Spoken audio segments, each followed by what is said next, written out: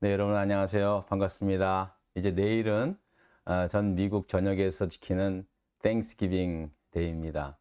그래서 내일 우리 교회는 이제 저녁 6시에 모여서 우리 온 교우들과 함께 또 이웃들을 불러 초청해서 저녁 만찬을 하려고 합니다. 여러분 이 방송 보시면 한 분도 빠짐없이 다 오시고 내일 또 이렇게 추수감사절을 함께 또 지낼 수 있기를 부탁을 드리겠습니다. 자, 이제 지난 시간에 이어서 출애굽기 2장 마무리를 좀 하도록 하겠습니다. 출애굽기 1장은 요셉과 그의 형제들이 모두 죽고 난 다음에 이제 그 이후에 태어난 후손들이 이제 애굽에서 이제 막 점점 그 강성하게 그렇게 커가지 않습니까? 그 이야기로 시작을 합니다. 그런데 애굽의 총리였던 요셉을 알지 못하는 애굽의 새 왕조가 들어섬에 따라서 이제 상황이 바뀌어지게 된 겁니다. 애굽 사람들에게 위협이 될 정도로 이제 이스라엘 백성들이 더 많아지고 강성해지니까 이제 애굽의 새 왕조가 이스라엘 백성들을 이제 억누르기 시작한 거예요. 그래서 애굽의 비돔과 라암셋에 커다란 국고성을 지어서 이곳에 애굽 사람들을 투입을 해서 그들에게 아주 강제 노역을 시키고 그다음 아주 괴롭힘을 통해서 이제 더 이상 이스라엘 백성들이 이제 성장하지 못하도록 일종의 인구 억제 정책을 피게 된 겁니다. 근데 소용이 없었어요.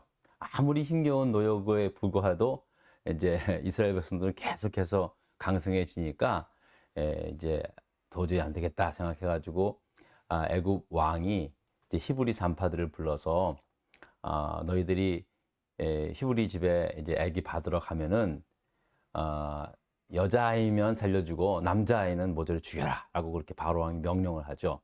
그런데 그것도 뜻대로 되지 않아서 이제 급기야는 이 애굽 왕이 전 애굽의 그 백성들에게 이제 포고령을 내립니다.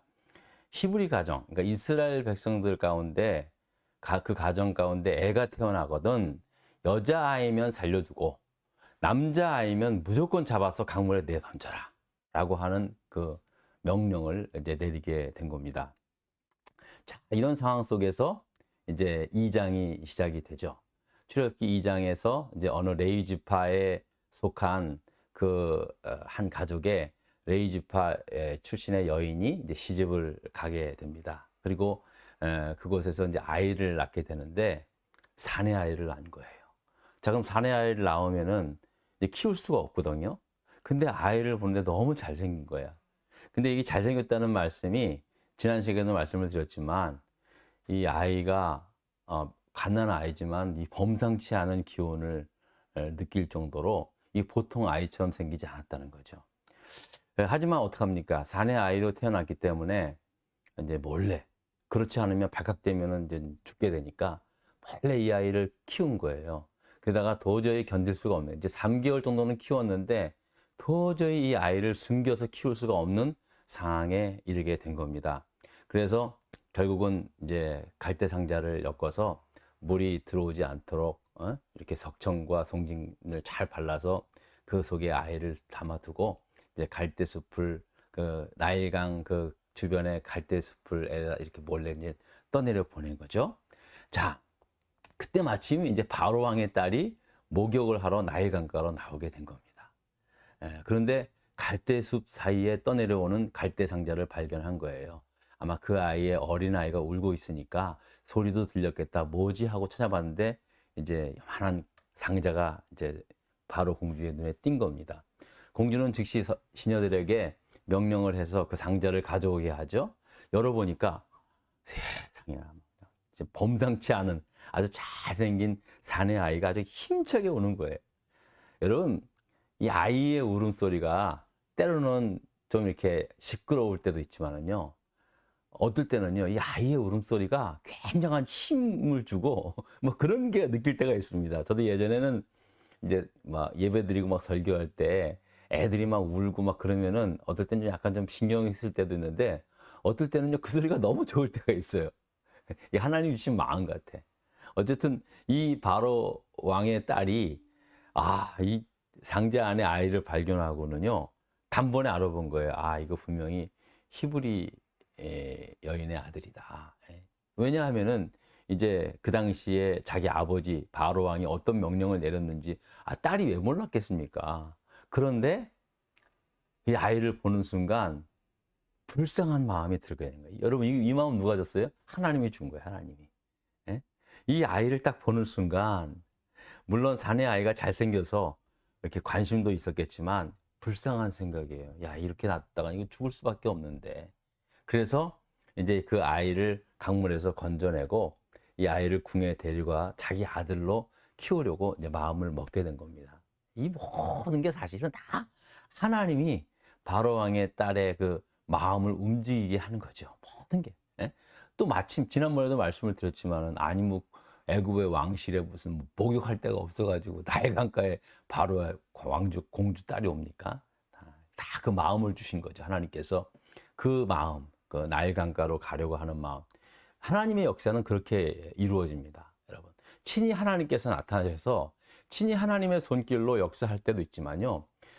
대부분의 역사들을 보면은 다 사람들의 마음, 강팍했던 마음, 때로는 나를 죽이려고 하는 그 원수의 마음까지도 움직여서 하나님의 역사를 이루는 걸 보거든요. 바로 왕인데 모든 이스라엘 그 남자아이를 다 죽여라, 강물에 던지라 라고 명령을 내린 그 왕의 딸인데도 불구하고 그 아이를 보는 순간 불쌍히 여기는 마음을 그가 가졌다는 거죠. 그래서 그 아이를 갖다가 궁으로 가져가려고 이제 데려가려고 하는데 그 당시에 이제 모든 상황을 멀리서 지켜보고 있던 한 여자아이가 있었어요. 누구냐? 바로 그 아이, 그 강물에 떠내려 보냈던 그 아이, 모세죠. 그 아이의 누이였던 미리암이었습니다. 다 보더니 똑똑한 것 같아요. 어? 이젠 그 공주가 그 아이를 데리고 궁으로 가려고 하니까 대번에 나타난 거예요. 공주님, 공주님, 제가 이 아이에게 젖을 물릴 만한 그런 히브리 여인을 알고 있어요. 이제 그렇게 이야기를 하면서 내가 그 분을 모셔다가 이제 소개해 드리겠습니다. 그렇게 한 거예요. 마침 이제 당장에 이 아이, 배고픈 아이의 배를 채울 수 있는 사람이 필요해 가지고 그럼 데려와라. 그래가지고 데리고 온 사람이 누구냐? 이 자기 엄마, 이 아이를 낳은 생모를 이제 데리고 온 거예요. 그러다가 결국은 이제 이 아이의 엄마인 요게벳이라는 그 여자가 자기가 낳은 아들을 젖을 먹이면서 이제 결국은 키우게 되죠. 그리고 또 봉급까지 받아가면서 자기 친아들한테 키우는데 돈을 써도 부족할 판에 오히려 돈을 받아가면서 이제 아이를 키우게 되는 그런 은혜를 잊게 되는 것입니다. 자, 그리고 바로 왕의 딸은 강물에서 건져내서 얻게 된 아이다라고 해서 이제 모세라고 그렇게 이름을 짓게 된 거죠. 그렇게 부르게 된 거고요. 그 모세는 이제 애굽의 궁실에서 바로 왕의 아들로 왕자 중에 한 명으로 이제 자라게 됩니다. 모세는 물에서 건져낸 자다라는 이름을 가지고 있었습니다. 그러니까 이게 무슨 말이냐면은 물에서 죽을 수밖에 없었던 그 어린 생명이 건져냄을 받게 되어서 살게 되었다라는 이름의 뜻을 가진 거예요. 그 모세라는 이름이. 근데 여러분, 제가 이렇게 보면서 사실 따지고 보면 저나 여러분이나 영적으로 봤을 때 다 모세와 같은 사람 아닙니까? 어린 모세가 갓 태어난 어린아이 3개월밖에 안 된 갓난아이가 그 갈대 나무 사이로 상자에 담겨서 둥둥 떠내려가다가 그거 만약에 그 바로 왕의 그 딸의 눈에 안 띄었으면 가다 보면 결국 그 포악한 악어 먹이가 되든가 아니면 나일강의 포식자들에 의해서 죽임을 당할 수밖에 없는 그런 상태에 처해져 있었던 것처럼 저와 여러분들도 죄와 사망의 늪에서 둥둥둥둥 떠내려 가면서 정처 없이 목적도 없이 그렇게 살다가 영원히 죽을 수밖에 없는 그런 죄인들 아니었습니까? 그런 나를 갖다가 예수 그리스도께서 십자가에서 십자가에 피 달려서 물과 피를 다 쏟아 부어 주시어 그 은혜로 저와 여러분들이 죄와 사망의 늪에서 건져냄을 받은 그런 사람들인 줄 믿습니다. 예? 그러니까 우리도 영적으로 봤을 때는 모세와 같은 하나님의 택한 자녀인 줄 믿습니다. 예, 맞습니다. 저나 여러분이나 다 모세입니다. 예, 그리고 모세 같은 삶을 살기를 바랍니다. 네. 우리도 다 건져냄을 받았어요. 죄악의 사망의 늪에서 건져냄을 받은 그런 모세와 같은 축복된 저와 여러분인 줄 믿습니다. 할렐루야. 아멘. 예, 예. 자, 그래서 이제 모세는 바로 왕의 이제 바로 왕 딸의 아들이 되어요. 그러니까 바로 왕의 외손주가 된 거죠.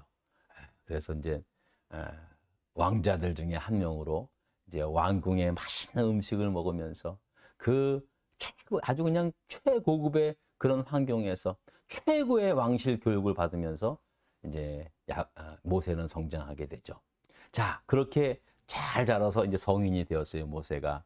자, 그런데 그 성인이 된 모세에게 어떤 일이 일어났는지 3번의 질문을 보도록 하겠습니다. 자, 3번의 물음입니다. 바로 왕의 딸의 아들이 되어 왕궁에서 성장했던 모세가 갑자기 미디안 땅으로 도망가서 미디안 제사장 딸 십보라와 결혼하여 살게 된 이유는 무엇입니까? 라는 질문입니다.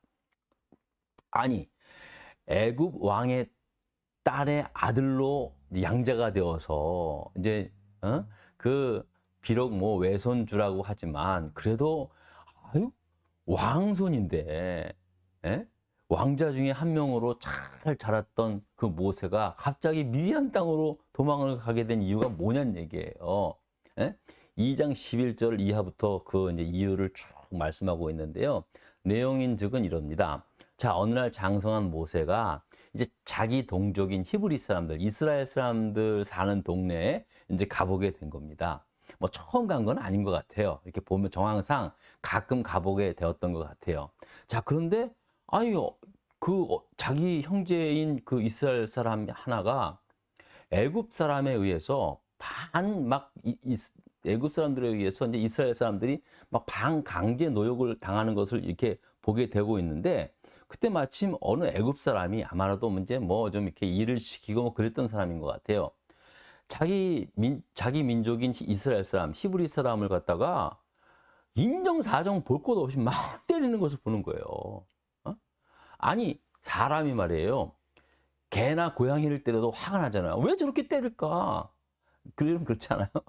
네? 가끔 TV에서 막 학대하는 걸 보면은요, 막 화가 나요.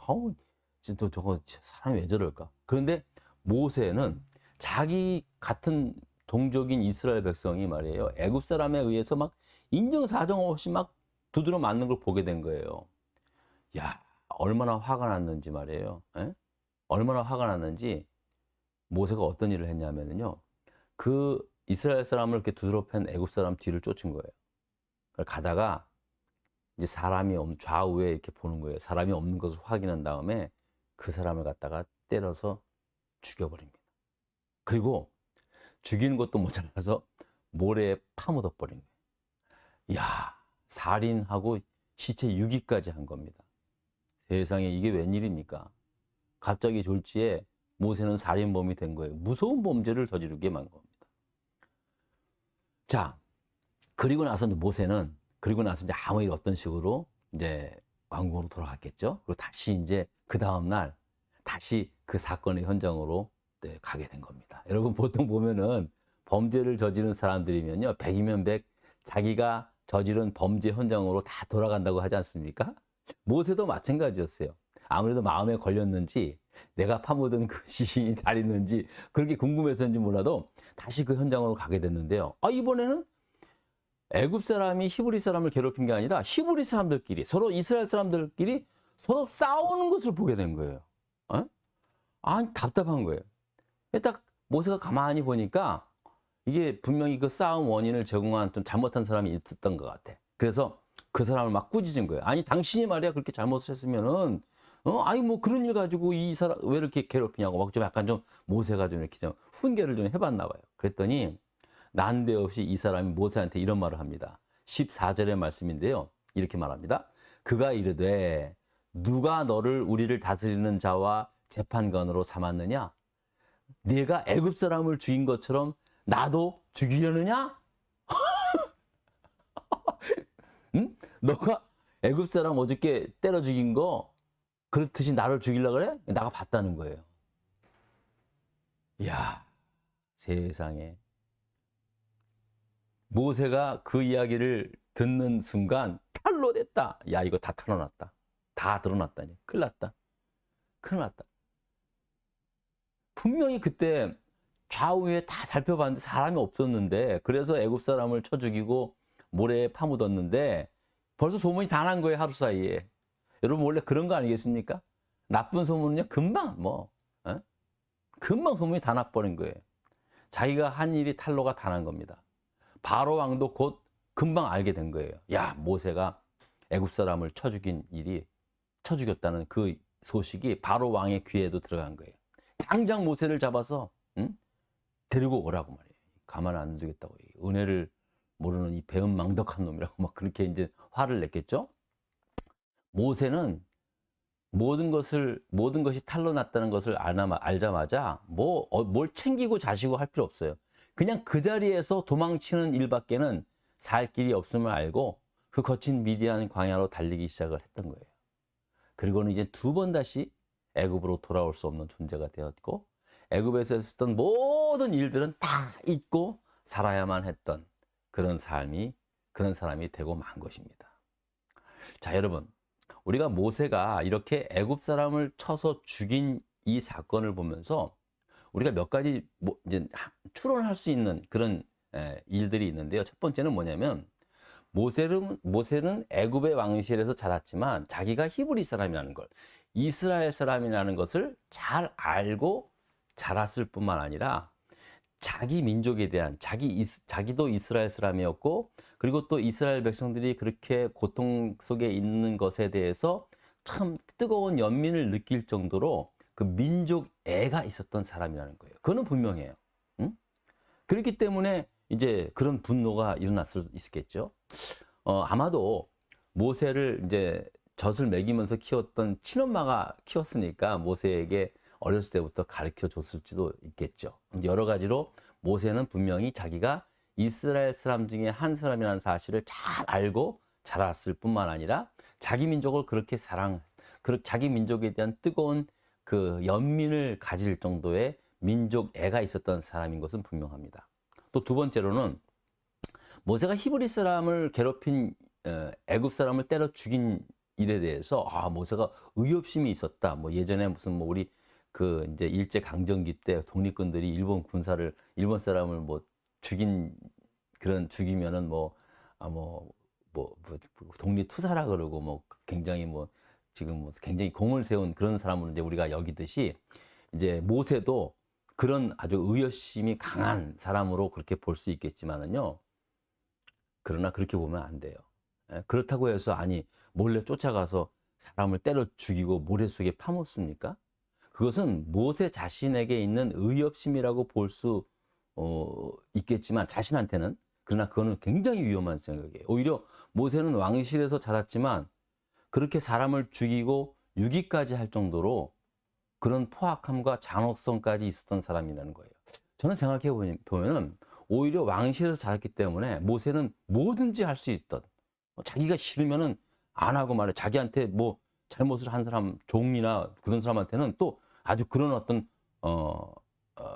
진짜 포악한 일을 자기도 서슴없이 할 수 있을 정도의 그런 어떤 습관, 그런 것이 있었지 않았는가, 또 그런 생각을 해봅니다. 어쨌든 모세는 그런 포악성과 잔악함이 있었다는 사실을 성경은 이렇게 말씀하고 있는 거예요. 이런 사람이었다, 모세가 무슨 자기 민족을 괴롭히는 애굽 사람을 때려 죽일 의협심이 있는 사람이다, 그걸 말씀해 주는 것이 아니라 모세는 이렇게 포악함과 잔인함이 있었던 그런 사람이었다, 부름받기 전에. 그것을 말씀하고 있는 것입니다. 결코 성경은요, 모세가 애굽 사람을 때려 죽인 일에 대해서 잘했다 그렇게 말씀하고 있습니다. 그렇지 않습니다. 오히려 그러한 난폭성, 잔인성이 있었기 때문에 그 일로 인하여 도망자가 되어서 80살이 다 되도록 아무런 힘도 없이 이방 나라인 미디안에서 살게 된 겁니다. 철저하게 자신을 숨기고. 다행히 미디안 제사장 딸 십보라를 만나서 결혼을 하고 이제 그 미디안 제사장의 사위가 되었지만 사실은 대일사이나 마찬가지였습니다. 그 장인의 그 양떼들을 돌보는 일을 맡아서 대신 해주는 그런 삶을 살면서 그냥 광야에서 미디안 광야에서 이리저리 떠돌면서 양떼를 치는 그런 사람으로 전락하게 된 것입니다. 모세는 애굽 바로 왕의 외손자라는 지위에서 하루아침에 살인자가 되고 도망자로 그의 남은 생애를 철저하게 은둔하면서 자신의 옛 과거를 숨기며 살았던, 그렇게 살 수밖에 없었던 그런 사람이었다라는 사람입니다. 자, 이제 모세가 그런 상황에 처해 있을 당시에 이제 그러면 애굽에 살고 있었던 이스라엘 사람들에게 어떤 일이 납니까? 문제 4번입니다. 자, 4번 읽겠습니다. 이스라엘 자손들이 고된 노동으로 말미암아 탄식하며 부르짖었을 때 하나님께서 어떻게 하셨습니까? 24절, 25절에 나와 있는데요. 여러분들 읽으시고요. 자, 이제 점점 애굽에 사는 이스라엘 사람들은 애굽에 완전히 노예와 같은 삶으로 전락을 해봅니다. 처음서부터 노예는 아니에요. 우리가 이제 애굽에서 노예 생활을 했던 이스라엘 백성들로 우리가 생각하고 있는데 사실은 처음에는 잘 살았죠. 이 애굽에서 아무튼 저 애굽 사람보다 더 많을 정도로 아주 강성하게 잘 살았는데 나중에는 이제 완전히 그 노예와 같은 삶으로 전락하면서 매일매일 고된 노동으로 인하여 고통스럽게 하나님께 울부짖고 탄식하며 그렇게 살아야만 했던 그런 삶이 되고 만 것입니다. 자, 바로 그때 하나님께서 이제 성경에 보면 그들의 탄식 소리를 듣게 되었다는 거예요. 그리고 하나님께서는 아브라함과 이삭과 야곱에게 한 그 이 언약들을 기억하사 이스라엘 자손들을 돌보셨고 하나님이 그들을 기억하게 되었다라고 말씀을 하고 있는 것입니다. 여러분, 그러면요, 하나님께서는 그때 기억하게 되었다는데 그럼 그 전까지는 다 잊고 살았다는 거예요, 이스라엘 백성들을? 그게 아니죠. 하나님은 잊고 계신 게 아니라 기다렸다는 말이에요. 기억하셨다는 것은 이제 때가 되어서 내가 이제 나의 백성 이스라엘 백성들을 이제 그들의 조상 아브라함과 이삭과 야곱에게 한 약속대로 이제 이룰 때가 되었구나라고 그렇게 하나님이 이제 생각을 하셨다, 판단하셨다는 거예요. 이제 여러분들 계속해서 보겠지만은 그 70여 명의 이민자 가족들이, 야곱의 가족들이 애굽의 그 라암셋에 와서요, 거기서 고센 땅에 살면서 거기서 그 작은 그 무리가 이제 그 엄청난 그 하나의 민족이 되지 않았습니까? 그 정도로 이제 강성하게 되었을 때 하나님께서 이제 아브라함과 이삭과 야곱에게 하신 약속들을 이루기 위하여 이제 하나님께서 이제 그들을 기억하여 돌보게 되었다라는 그런 말씀을 하고 있다는 사실입니다. 자, 이스라엘 백성들의 고통 소리를 하나님께서 들어서가 아니라 하나님은 제일 먼저 고려했던 게 뭐냐? 그들의 조상인 아브라함과 이삭과 야곱에게 하신 약속, 자신의 약속, 그들과 한 그 약속을 이루시고자 하는 그런 하나님이셨다는 거예요. 그 약속을 기억하시고 그 약속을 이루실 때를 하나님이 이제 결정하셔서 이제 시작을 하셨다라는 사실입니다. 그러니까 여러분, 사실은 물론 우리가 간절히 하나님 앞에 울부짖고 기도해서 하나님께서 우리의 기도를 들어주시지만은요, 이미 하나님께서는 우리의 믿음의 선조들, 그 하나님의 말씀을 통해서 약속하신 그 약속들을 이루시기 위하여 우리에게 놀라운 하나님의 그 은혜를 베풀어 주신다는 사실입니다. 여러분, 그래서 우리가 말씀 붙잡고 기도하라라는 말씀 하잖아요. 말씀 붙잡고. 이게 굉장히 중요한 거예요.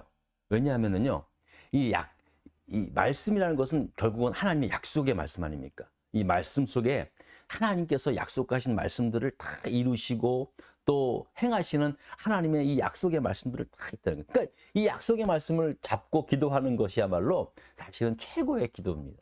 최고의 기도예요. 특별히 예수 그리스도를 통해서 약속하신 하나님의 말씀을 이루실 줄 믿고 기도해야 되는 거예요. 하나님께서 예수 그리스도를 통해서 하신 약속들이 있잖아. 영적인 그 약속들. 예수 그리스도 십자가의 은혜로 말미암아 하나님께서 어떻게 우리를 통하여 이루시겠다. 응? 영접하는 자에게 하나님의 자녀됨의 권세를 주시겠다. 이건 하나님의 약속이에요. 예? 이 약속을 하나님께서 기억하시고 하나님께서 이루시도록 기도하는 것. 그런 기도가 여러분 진짜로 하나님을 꼼짝없게 만드는.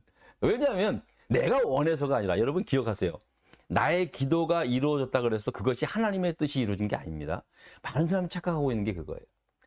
내가 하나님께서 나에게 이게 이런 기도를 들으셨어 라고 하는 말은요, 하나님의 뜻이 이루어진 게 아니에요. 여러분 그걸 아셔야 돼요. 물론 그것이 하나님의 뜻이 이룬 기도가 될 수도 있죠.